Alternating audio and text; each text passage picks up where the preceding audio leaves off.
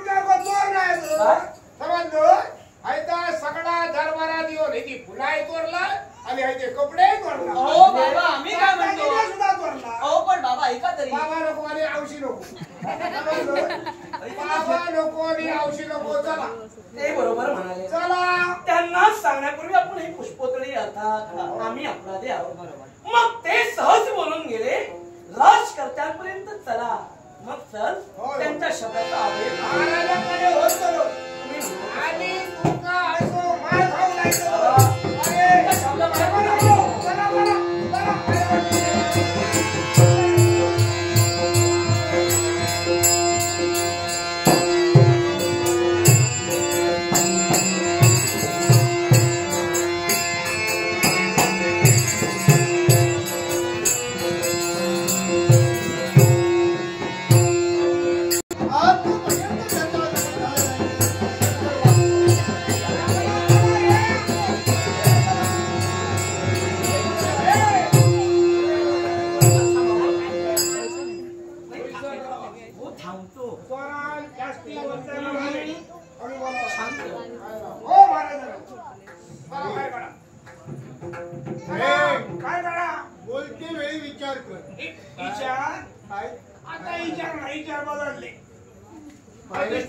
आणली आता चोरा काय हो काय उतरू घाला बाहेर काढू नको उतरू घाला काय हो काय भया काय महाराज जबाबदारी पूर्ण झाली कोणाला सांगतो सारा धरून आणलं चोर पकडला होय ना योग्य ते पारितोषिक मिळेल होय ना पण प्रथम चोर कोण आहे हा हा ओढे ओढे हे माझ्या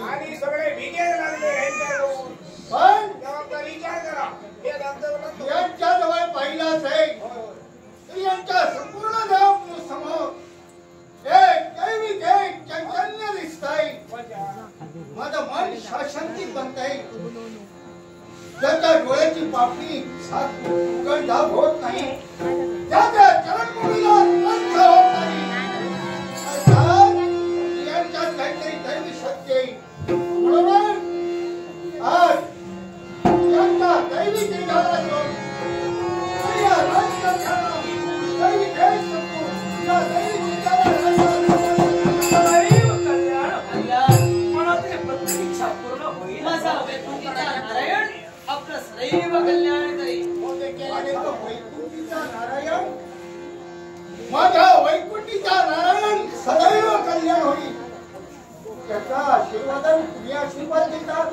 मग आपण आहात तरी कोण दादे अगदी योग्य ओळखलात तुम्ही अगदी आमचं ओळखून केलं दैवी तेज तुम्हा नेत्र भासू लागलं अहो वैकुंठात आमचं वास्तव्य वैकुंठीचा नारायण या विश्वाचा हरिहर परब्रह्म म्हणजेच विष्णू त्याचे आम्ही दूत आहोत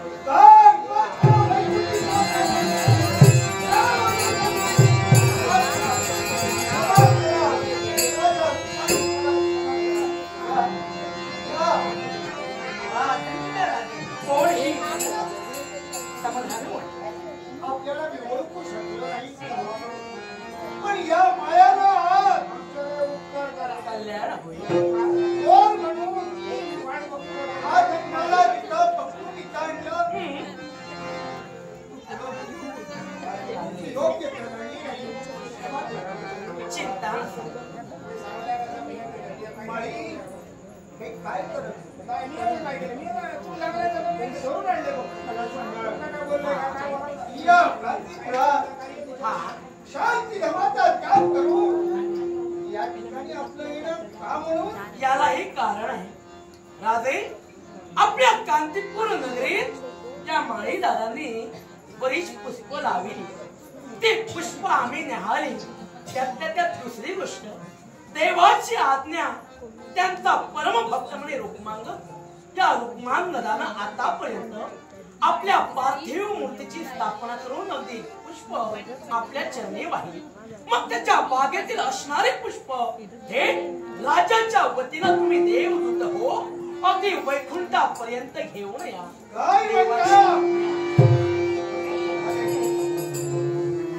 आज माझ्यातून चूक घडली पण आज मी खरोखरच भाग्यवान ठरलो कारण माझ्या पुष्पवटिकेची फुलं नित्य शाळामध्ये घेऊन येत होता देव गाभाऱ्यात माझ्या नारायणाची आवडती प्रतिमा या प्रतिमेला पुष्प वाहत होतो पण भाग्य आज माझं एवढं तुमच्यासारखे देव माझ्या पुष्पवटिकेतील पुष्प साक्षात माझ्या नारायणाच्या चरणी अर्पण करतात हे तू केलेलं पुण्य होय आणि या पुण्यामुळं आज जरी भगवंताच्या चरणाजवळ आम्ही पुष्प वाहत असलो तरी ते पुण्यास तुझ्या पदरी मिळतंय हे माझ्यातून घडावत जे हात तुमच्यातून घडते तुमच्यातून जरी काय घडला तरी माझ्या पुष्पवटिकेतील पुष्पात नारायणाच्या चरणी जातात हेच वाक्य नाही मी दुसरा घडला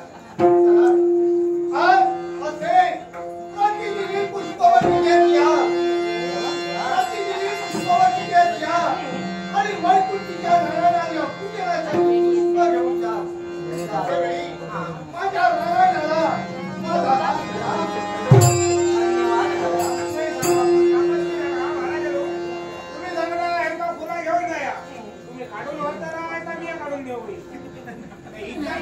तुम्ही त्रास घेऊच नका. त्यांच्या मनाला वाटते ती पुष्प ते घेऊन जा. माझं त्रास वाटतो नाहीतर काय वाट बघित राहू त्याला मला तुमच्या नोकरीवरून काढून टाकणार. मला ते आमच्या इतका उपकार करावा. सहज राजाच्या मुखातील शब्द होता. तुम्ही वैकुंठ गमन करा, पण घडलेला प्रसंग राजांना पत्रित करायला त्यापेक्षा आपण वैकुंठ गमन नाही करू शकत आणि फक्त काही खंड पडणार आहे. काय झालं? राधे, क्या झालं? क्षणभर मी विचारांते बंधो याला एक कारण आहे. अगदी पुष्प घेऊन आम्ही वैकुंठात गमन करणार. तो क्षणी तो पुष्पक विमान आहे ते पुष्पक विमानाला गती दिल्यानंतर अगदी वेगानं चालतो. ते एका जागी स्थिरावलं गेलं. काय म्हणता? अगदी पद्धतीने पुष्पक विमानाला गती दिल्यानंतर ते हवेत विमान होतंय. पण आज त्या तुमच्या पुष्पक विमानात स्थिर झालंय. स्थिरावलं. या काय करू काय देवा शपथ सांगतो त्यांना काही माझी बात काय करू नाही. हो, देव तुला हो. जर का विमानाला गती मिळाली नसेल वैकुंठ गमन होणार नाही. भगवंताच्या चरणाजवळ ही पुष्प वाहिली जाणार नाही. खंड पडणार आहे. देवतेच्या पूजनात खंड पडेल. आणि त्यांना राम आणि माझ्याही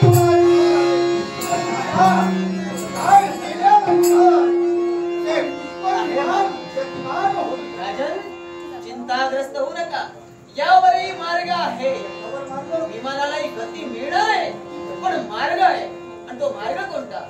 जर का आपल्या राज्यात एखादी अशी व्यक्ती असेल 3 दिवस अन्न ना पाणी म्हणजे उपवासी व्यक्ती जर असेल आणि तिचा हस्तस्पर्श जर का आपल्या विमानाला झाला असेल, नक्कीच विमानाला गती मिळेल. हो झालं का? 3 दिवस 2 दिवस करू पाहिजे राहू ना. 3 दिवसाचा मुलगा आणला.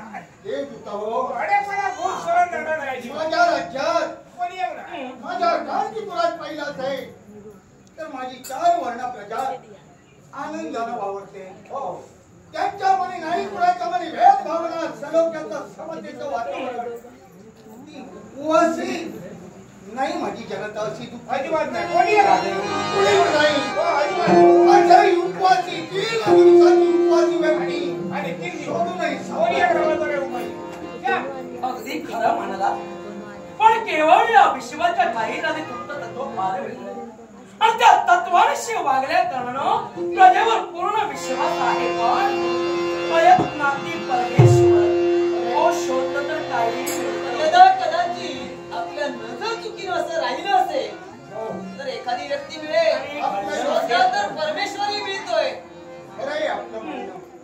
माळी माझी आज्ञा तुम्हाला. काय? चला खरे या कांतीपुरात संपूर्ण फेरफटका मारा. प्रत्येकाच्या घरी जा आणि कानौसा घ्या. कुणी असू दे तो 3 दिवसाचा उपवासी असेल तर त्याला नाही तर तुम्ही असा करीना. काय ते तुम्ही हडेच राहा ना. मग आमचं नित्याचं कर्तव्य आहे त्याचा रोष आमच्या बरोबर. हा म्हणजे तुम्ही कामगिरी वाढली. नाही, नाही. कामगिरी आता महाराजांनी सांगितलं बरोबर होईल. वाटल्यास तुम्ही आमच्या बरोबर जा. अरे बोलते ये. स्वर्गाच्या ठाई. ये बोलते, नाही रे काय. नको, नको. ये ना, ये काचा कडे राहा. अरे वा.